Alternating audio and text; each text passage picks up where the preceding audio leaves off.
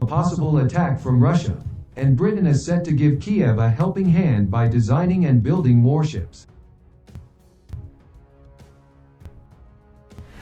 Prime Minister Boris Johnson pledged his unwavering support for Ukraine's government after concerns surfaced over military escalation in the east of the country following the buildup of Russian troops on the border.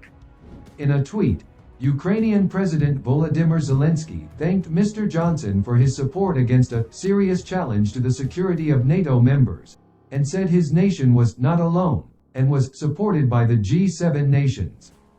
But as Kremlin spokesman Dmitry Peskov warned Ukraine that cozying up to NATO will only worsen the situation, Russian military analyst Pavel Felgenhauer stated the tension could lead to war in a month.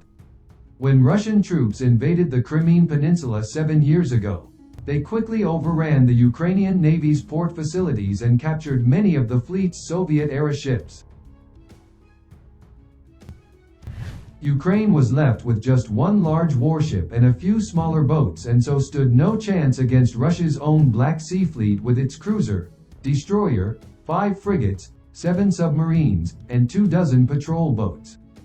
Kiev launched a program to buy new vessels, including 20 locally built Gyrza M-class gunboats, several American MKV patrol boats, and 8 150-foot missile boats from the UK. When Mr. Zelensky visited the UK in October 2020, a memorandum of intent was signed with the Ministry of Defence to secure a £1.25 billion 10-year loan, with the UK agreeing to supply military equipment as part of that. A proposal was made to launch a joint Ukrainian-British project to create small warships. The first 2 ships would be constructed in the UK, with the remaining 6 vessels to be completed in Ukraine.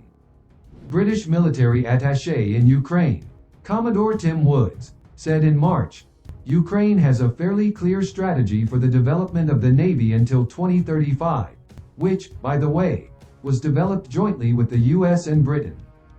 This fleet will provide a ban on access to the sea.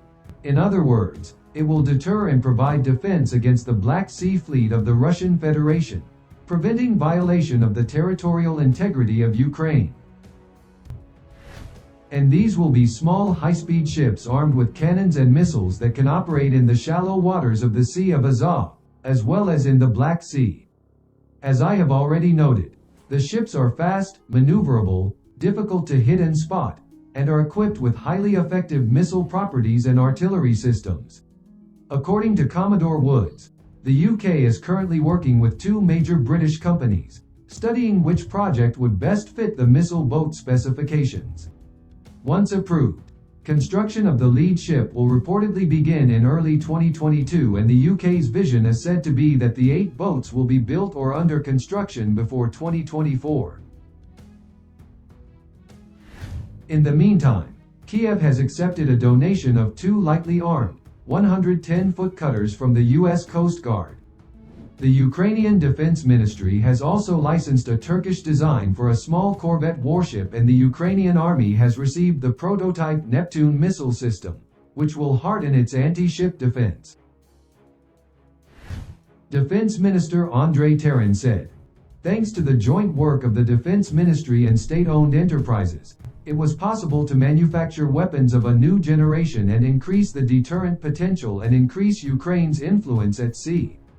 Our task is to include the Neptune system, missile and patrol boats, as well as corvettes, into a single defense system that can repel the enemy from the sea." Russian President Vladimir Putin has been urged to explain the sudden mass buildup of military equipment heading towards Ukraine. In a move that has sparked concern in the U.S., Washington has urged the president to explain its provocation, as tensions remain high.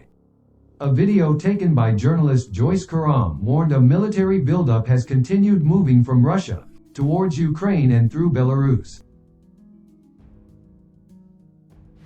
Ms. Karam said, "Military buildup going full force toward Ukraine border and into from Belarus."